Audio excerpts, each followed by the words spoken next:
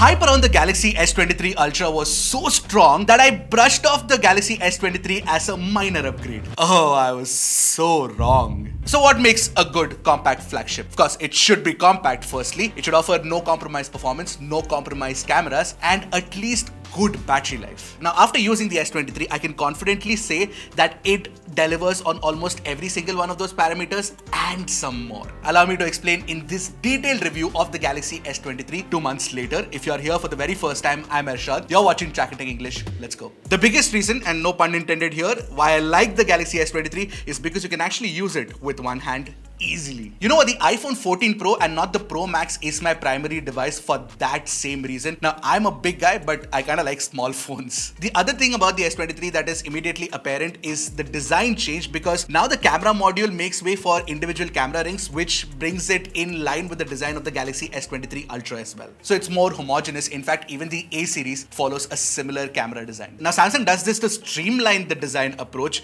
but I feel it's very safe. What do you guys think? Let me know in the comment section below. As for the build of the phone, of course, you get Corning Gorilla Glass Victus 2 on the back and the front, and you've got this aluminum railing as well. Now, here's my final verdict on Gorilla Glass Victus 2. I've been using the S23 and the S23 Ultra for a long time now, and this Gorilla Glass Victus 2 is actually extremely scratch prone. I mean, the number of scratches that are there on the display of the S23 and the S23 Ultra is just madness. But at the same time, it is stronger for sure, because I've dropped the S23 more than a couple of times and thankfully nothing happened to the display. So basically, Corning has improved the sturdiness on Victus 2 as opposed to scratch protection. Now, if you like the kind of detailed, incisive reviews that we make, don't forget to give us your support by hitting the subscribe button and the bell icon right next to it to get notified whenever we put out an awesome new review. Now, like I mentioned, the mid frame is of course all aluminum, but this is armored aluminum. It's very shiny but extremely strong. So yeah, build quality wise, it's a thumbs up from me. And then of course you get IP68 rating, wireless charging, all of that is there. Now, the S23 also has stereo speakers with Dolby Atmos,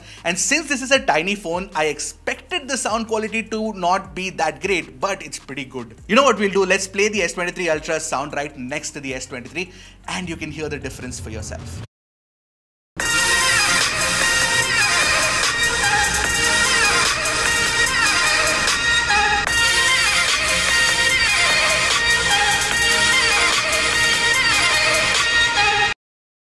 Of course, the S23 Ultra does get louder, but the S23 is also rich and dynamic. Now, display on the S23 is definitely top tier. It's a 6.1-inch dynamic AMOLED 2X panel with 120Hz of refresh rate. It's automatic refresh rate. You can't always switch it on at 120Hz. That's something that you have to keep in mind. And you get a peak brightness of 1750 nits, which is standard across all the S23 series phones. But this is at APL1. Basically, whenever you're watching HDR videos and there is peak brightness in that at 1% of the display, that's when you'll see 1750 nits. Otherwise, when you're actually using in daily use and the screen goes to high brightness mode with automatic brightness, you can get up to 1200 nits of peak brightness, which by the way is extremely bright as well. This is a very bright display whether you're using outdoors, indoors, wherever. But there was some confusion around the LTPO panel. Now, this is the LTPO Gen 2 panel and it can refresh down to 48Hz is what Samsung says. But you know what? With the show refresh rate option on developer settings, it goes down to 24Hz on the always on display, but not below that for sure. Some certain Reddit posts have noticed 10Hz, but I didn't. Now, why I'm talking about this is because a lot of Android phones use better quality LTPO technology and they can refresh down to as low as 1Hz. And that's not it. Earlier, Samsung phones used to have the maximum peak brightness, but now there are other phones that are topping it. For example, the Xiaomi 13 Pro, which can reach up to 1900 nits of peak brightness. Having said that, it doesn't make too much of a difference in daily usage. And also, I noticed one thing is there is an unhealthy obsession over the size of the bezels that I'm noticing on Twitter.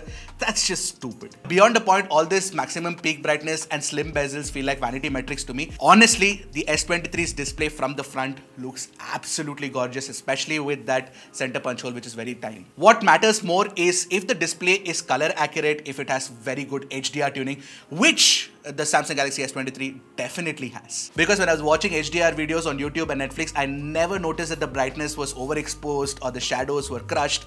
It was very well tuned. Although there's one thing that I definitely want to highlight, and that is that PWM, pulse width modulation, on Samsung phones is very low, and therefore somebody who's sensitive to flicker will definitely face a lot of problem on this phone. Now, talking about performance, the Samsung Galaxy S23 of course also has Snapdragon 8 Gen 2. But it is clearly not the best performing Snapdragon 8 Gen 2 phone. The phone returned the lowest Antutu and Geekbench scores across all Snapdragon 8 Gen 2 phones that we've tested till date. Samsung also throttles the performance, so whether it's CPU throttle or whether it's 3D Mark Wildlife stress test, you can see that the stability is not that great. And if you stress it too much by playing games for a long time or taking it out in the hot sun and shooting, this does get a little too warm. But you know what? This performance tuning is absolutely fine, and I'll tell you why. Because the battery life on the Samsung Galaxy S23 is just fantastic. And this is in context with small phones, so don't expect it to be like S23 Ultra kind, but this is very, very good regardless. I could easily squeeze 6 to 7 hours of screen on time from the S23.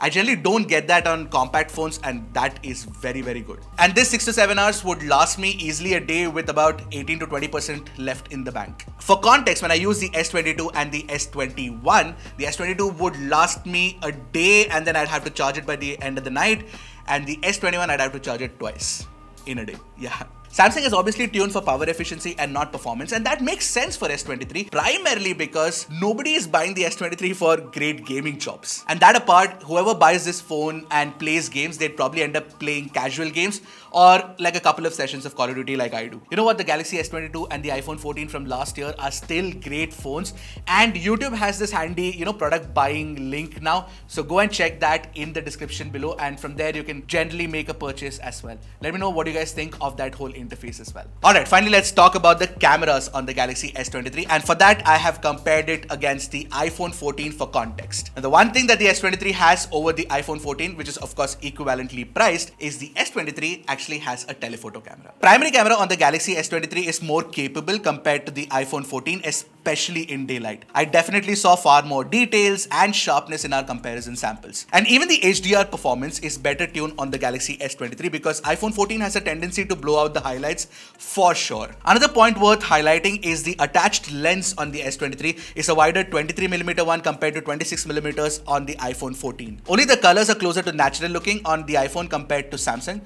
but it's not like Samsung's pictures look bad. They look vibrant and punchy and ready for social media sharing. However, when it comes to capturing the right color of the skin or the skin tones, iPhone's penchant for accurate colors comes in handy. It definitely looks slightly better than the yellowish skin tone of the Galaxy S23, which is also true for when you're capturing portraits. But to be fair, the Galaxy S23 can punch in 3x in portraits, and that is such a huge advantage over the iPhone because you get the right size of the face. Because when it comes to edge cutout and bokeh drop-offs, I really do prefer Samsung over Apple in portraits. And another area where I prefer Samsung over Apple is low light shots. I'm fed up with the iPhone's algorithm crushing shadows mercilessly. You just cannot see the details in darker portions of the image as opposed to the S23 sample out here, which can easily spot and display it for you. Although the iPhone 14 does capture sharper details even around the corners where the S23 is soft. In fact, this softness issue was raised by a Reddit user and it's become sort of a news recently, and this is something that I noticed in low light shots and not in daylight shots.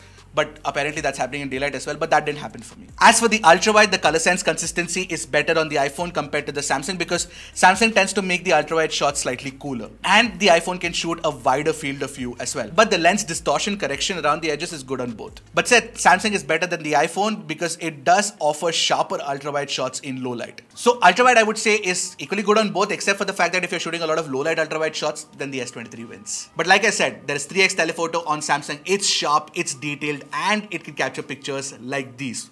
What more could you want? Now, talking about selfies, in good even lighting conditions, both are equally matched for sharpness and exposure correction. However, the skin tones and the color of the shirt here are accurately captured by the iPhone 14. Low light selfies are crisp on both the phones with different color sciences being applied here, but Samsung is soft where iPhone is noisy if you look closely. That said, HDR selfies are way better on Samsung. The iPhone's overexposed sky is such an eyesore. You know what? Apple really needs to fix its HDR problem soon. Even portrait selfies are better on Samsung because you get a cleaner edge cutout, especially around the hair region. Overall, I prefer Samsung for selfies. Video recording, on the other hand, is still one area where iPhone wins. With the iPhone 14, while you can shoot 4K 60fps, but you can do it with Dolby Vision and slightly better sound recording as well. The Galaxy S23 does come really close, but there's still some catching up left.